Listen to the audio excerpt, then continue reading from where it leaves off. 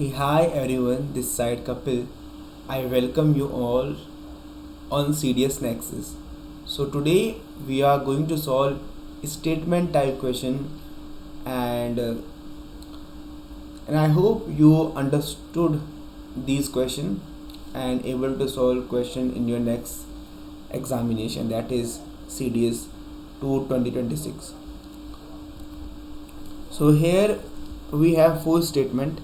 ठीक है, तो हमें बताना है कि क्या हम इन स्टेटमेंट की हेल्प से आंसर निकाल सकते हैं कि नहीं निकाल सकते. ठीक है, जो मेरी पहली स्टेटमेंट है ये कह रहा है कि if the question can be answer by one of the statement alone but not by other. इसमें क्या होगा कि एक स्टेटमेंट से हमारा आंसर निकल जाएगा पर दूसरी से हमारा आंसर नहीं निकल पाएगा. ठीक है. सेकंड क्या है, if the question can be answer by other statement alone. दोनों में से कोई सा भी आंसर में अगर दे पा रहा है तो मैं बी करूँगा, मतलब दोनों में से कोई सा भी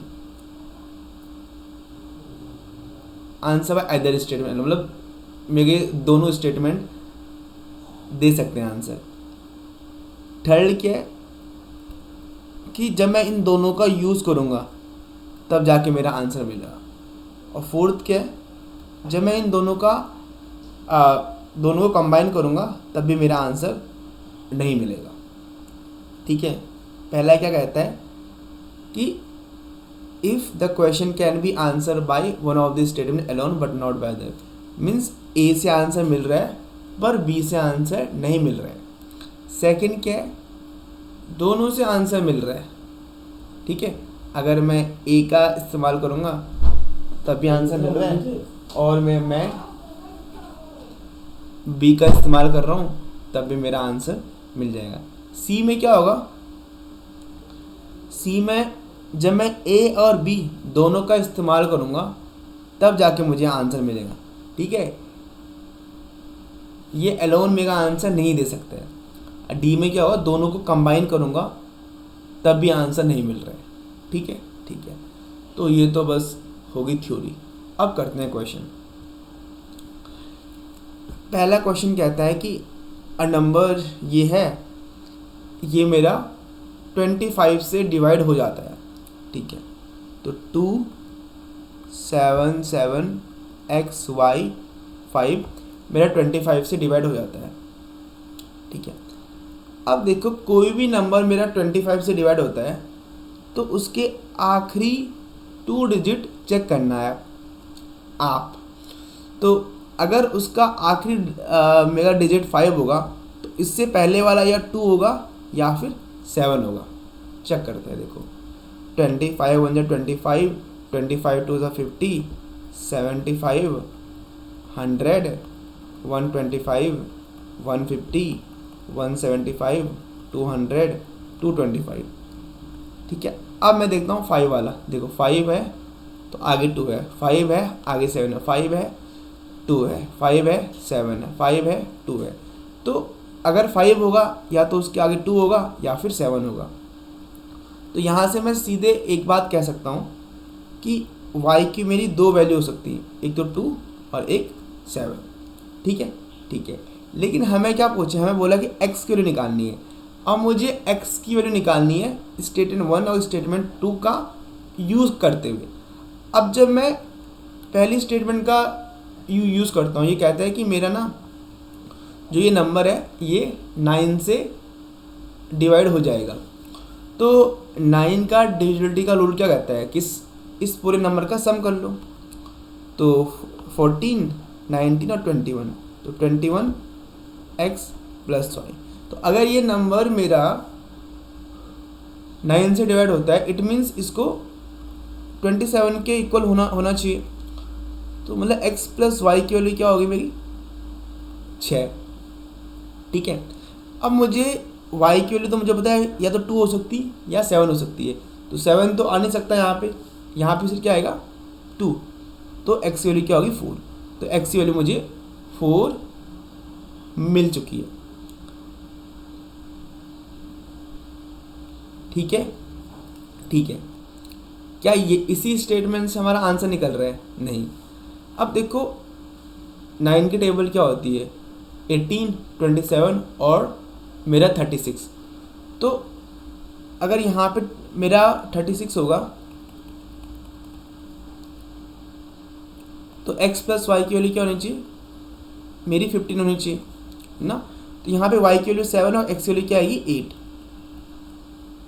तो यहाँ से मैंने एक बात देखी कि x की वैल्यू क्या आ रही है, 2 आ रही है, x की वैल्यू 2 आ रही है। इट मीन्स मेरा स्टेटमेंट 1 तो मेरा आंसर नहीं दे सकता है, और स्टेटमेंट 2 तो अकेले कैसे देगा ना, क्योंकि उसने बोला x की वैल्यू 5 से मेरी होनी चाहिए बड़ी। अब 5 तो बहुत सारी वैल्यू मेरी बड़ी हैं, तो ये दोनों अलग अलग करके तो आंसर नहीं दे पा रहे हैं। लेकिन अगर मैं इनको कंबाइन कर दूं कि ये नंबर क्या होता है, 9 से डिवाइड होता है, तो 9 से डिवाइड होने पर मुझे ये वैल्यू मिलती हैं, ये और ये। लेकिन यहाँ पे x की वैल्यू 2 मिल रही है। लेकिन जब मैं सेकंड स्टेटमेंट को देखता हूँ, ये कहता है कि x की वैल्यू क्या है, मेरी 5 से बड़ी है। जैसे इसने ये बात बोली x की वैल्यू क्या है, मेरी 5 से बड़ी है, तो मेरा आंसर क्या क्या जाएगा, ये वाला, कि x की वैल्यू मेरी 8 होगी, y की वैल्यू मेरी 7 होगी। ठीक है, ठीक है। क्योंकि अगर यहाँ पे मेरे को ये पता नहीं होता, मेरे को तो x की वैल्यू दो वैल्यू मेरे को मालूम है, और y की वैल्यू भी क्या है, मेरे को दो ही वैल्यू मालूम है। इसलिए जैसे ही मुझे यहाँ पे ये सेकंड स्टेटमेंट का मैंने यूज़ किया, फिर दोनों को कंबाइन किया, तब जाके चला पता, अच्छा वैल्यू क्या होगी, 8 और 7। ठीक है, तो आई hope you understood this question. Second question, x and y मेरे क्या है, कॉन्जिक्यूटिव और इंटीजर्स।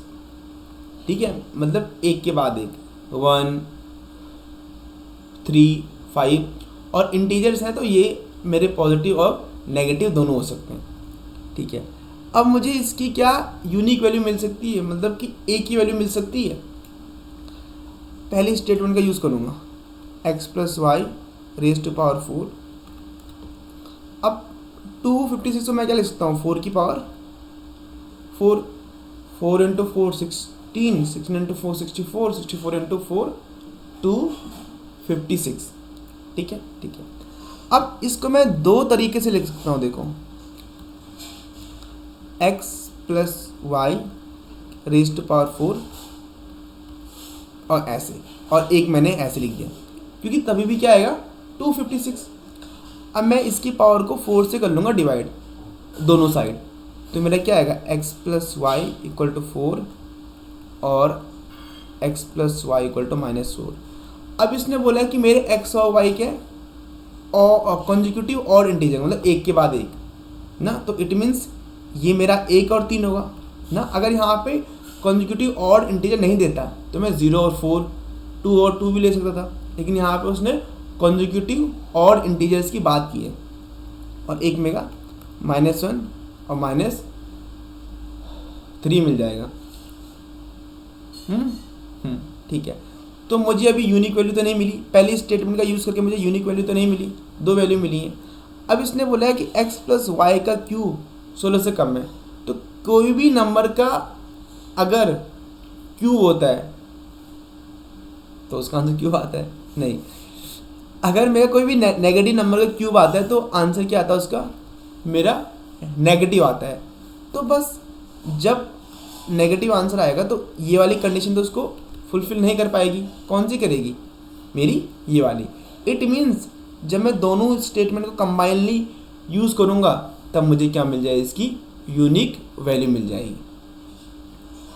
ठीक है, ठीक है, क्योंकि देखो मेरे को पहले यहाँ पे 1 मिला, फिर यहाँ पे 3 मिला, फिर -1 मिला और -3 मिला, तो दो वैल्यू मेरे को मिली, लेकिन मुझे यूनिक वैल्यू चाहिए, यूनिक वैल्यू तो मेरे पास है नहीं। तो मैंने क्या देखा कि अच्छा अगर यहाँ पे नेगेटिव का क्यूब करेंगे तो आंसर नेगेटिव आएगा, तभी ये 16 से कम होगा ना। तो बस जब दोनों का यूज़ किया then I got the answer. तो इसका आंसर क्या होगा, सी मतलब ये ऑप्शन सी, कि जब मैं ए और बी दोनों का यूज़ कर रहा हूँ। ठीक है, ठीक है। अब ये देखते हैं, इसने पूछा है कि क्या P square plus Q square plus Q मेरा ऑड है कि नहीं है, मतलब यस और नो बताना है मुझे ना, यस और नो, हाँ या ना। तुम्हारी हाँ में ही ना है, तुम्हारी ना में ही हाँ है, तो मुझे यस और नो में बताना है आंसर। तो देखो भाई, और पी और क्यू क्या है मेरे, पॉजिटिव इंटीजर, क्या है, पॉजिटिव इंटीजर्स। ठीक है, पहली स्टेटमेंट का यूज़ करता हूँ, 2p प्लस क्यू मुझे और देता है। ठीक है, अब देखो यार, यहाँ पे 2 से हम मल्टीप्लाई कर रहे हैं, तो 2 से मल्टीप्लाई करने पर p कुछ भी हो सकता है, ऑड और इवन, डजेंट मैटर, हमेशा आंसर क्या आएगा, इवन आएगा। और ऑड बनाने के लिए क्यू को क्या आना पड़ेगा, ऑड, इट मीन्स आंसर क्या आएगा, ऑड। तो देखो यहाँ पे p का मुझे पता ही नहीं, p मेरा ऑड है कि इवन है, पर मुझे पूरा ये पता है जब 2 से मल्टीप्लाई होगी तब जाके क्या बनेगा, ये इवन बनेगा। इट मीन्स यहाँ से मुझे p का कुछ अता पता नहीं है कि p मेरा क्या है, ऑड है कि इवन है ना। तो जब मुझे p का पता ही नहीं है तो मैं क्या इसका आंसर बता सकता हूँ, नहीं, क्योंकि इसमें p भी और q भी है। आंसर बताने के लिए मुझे p और q दोनों की वैल्यू चाहिए होगी, तो इट मीन्स पहली स्टेटमेंट से आंसर नहीं आ रहा है। सेकंड चेक करते हैं, क्यू नहीं, q माइनस 2p क्या है, ऑड है। अगेन यहाँ से p का कुछ अता पता नहीं है, लेकिन q मेरा क्या होगा, q मेरा ऑड ही होगा, क्योंकि ऑड माइनस इवन क्या होता है, ऑड होते हैं, 3 माइनस 2 ऑड। ठीक है, यहाँ से मुझे आंसर नहीं चल रहा पता, क्या मैं इन दोनों को कंबाइन करूँगा तब मेरा आंसर मिलेगा, तभी भी नहीं मिलेगा। क्यों, क्योंकि ना मुझे यहाँ पता है p की वैल्यू, ना मुझे यहाँ पता है, p कुछ भी हो सकता है। ये हमें एम्बिग्यूटी पे लेके जा रहे हैं कि हमें पता ही नहीं है, कुछ भी हो सकता है, ऑड और इवन। जब ऑड और इवन कुछ भी हो सकता है तो हम कैसे बोल सकते हैं कि ये मेरा ऑड ही है। मान लो p अगर इवन हुआ तो ये तो पूरा इवन, तो आंसर क्या है, इवन। p अगर क्या हुआ मेरा, ऑड हुआ तो ऑड तो ऑड और इवन फिर ऑड, तो आंसर क्या आएगा, ऑड। तो पता ही नहीं चल रहा है, ऑड और इवन दोनों आंसर आ रहे हैं, तो इसलिए इसका आंसर क्या होगा, डी, कि जब मैं दोनों स्टेटमेंट का यूज़ भी कर रहा हूँ फिर भी मैं आंसर नहीं निकाल पा रहा हूँ। ठीक है, ठीक है।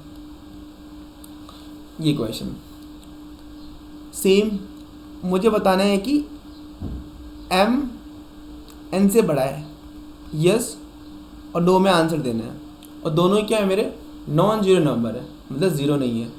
ठीक है, बाकी सब है। अब देखो आंसर 1 से बड़ा कब आता है, जब मेरा न्यूमिनेटर क्या होगा, डिनोमिनेटर से बड़ा होगा ना, तब तो हम बोल सकते हैं स्टेटमेंट 1 से आंसर आ सकता है। लेकिन नहीं बोल सकते, कैसे, जो मेरा m और n है ये मेरे नेगेटिव नंबर भी तो हो सकते हैं। अब नेगेटिव नंबर में अगर n को मैं -1 मान लूँ, m को मैं -2 बोल दूँ, तो ये भी आंसर क्या हो रहा है, 1 से बड़ा आ रहा है। लेकिन इस केस में देखना n क्या है, m से बड़ा है, क्योंकि -1 -2 से मेरा बड़ा नंबर है। इट मीन्स यहाँ से मैं नहीं, पहली स्टेटमेंट से नहीं बोल सकता हूँ मैं कि यस या नो होगा। ठीक है, ठीक है। सेम इसको देखो, अगर 2 से बड़ा चाहिए answer, it means m n से होगा बड़ा। ठीक है, लेकिन फिर से अगर मैं माइनस नंबर लेता हूँ, मान लो मैं -1 लेता हूँ, इसको -4 लेता हूँ, तो तभी भी मेरा क्या हो रहा है, 4 2 से बड़ा ही है। लेकिन इस केस में क्या हो रहा है, n मेरा बड़ा है m से, तो फिर से आंसर नहीं आ रहा है। अगर मैं इन दोनों स्टेटमेंट को मिला दूं तब आंसर आएगा, नहीं तब भी नहीं आएगा ना, तब भी मुझे पता ही नहीं चल रहा है, दोनों में सेम चीज़ बन रही है। तो इसका आंसर क्या होगा, डी, कि अगर मैं दोनों स्टेटमेंट का यूज़ भी कर रहा हूँ फिर भी मेरा आंसर नहीं मिल रहा है। ठीक है, ठीक है। I hope you understood this question. अब ये क्वेश्चन देखो, कहना circle we drawn through point A B C. तो देखो जब भी मेरा सर्कल बनता है, सर्कल मेरा 3 नॉन कोलिनियर पॉइंट से बनता है, ठीक है। और जब सर्कल बनता है तब मेरा ट्रायंगल ही बनता है। तो इट मीन्स अगर मैं ट्रायंगल की कंडीशन चेक कर दूं तो मैं बता सकता हूं कि भाई बनेगा कि नहीं बनेगा, यस और नो बोलना है बस, ठीक है।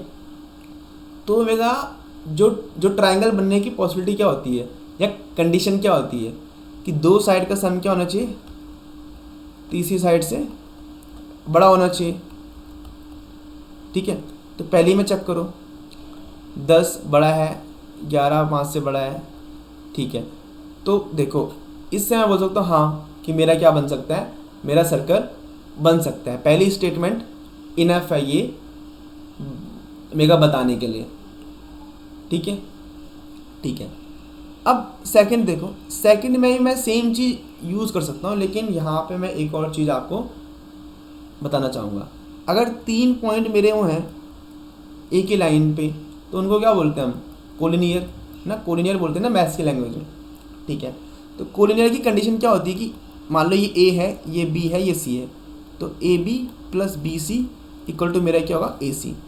तो 3 + 4 = 7 और ये 7, ठीक है। तो जब मैं सर्कल बनाता हूँ तो मैं 3 नॉन कोलिनियर पॉइंट से सर्कल बनाता हूँ, ना कि 3 कोलिनियर पॉइंट से। तो इट मीन्स यहाँ से मैं सर्कल नहीं बना सकता हूँ। तो दोनों से मुझे क्या मिल रहा है, बहुत ही सही आंसर मिल रहा है ना। We are not vague, we are very much sure कि आंसर स्टेटमेंट 1 से भी आ सकता है, स्टेटमेंट 2 से भी आ सकता है। इट मीन्स इसका ऑप्शन क्या होगा, बी, कि स्टेटमेंट 1 स्टेटमेंट 2 दोनों से हमारा आंसर आ सकता है। ठीक है भाई, ठीक है। तो 1 2, अच्छा, तो इसका आंसर क्या था, इसका आंसर सी था पहले वाले का, दूसरे वाले का क्या था, सी था, इसका डी था, इसका डी था, और इसका मेरा बी था कि choose this option if the question can be answer by other statement alone. दोनों से हम अकेले अकेले में भी आंसर दे सकते हैं सही। So I hope you able to understand these question, and I tried my best I can teach you these question. Write down your thought in comment section, and also do subscribe and share with your friends. Thank you.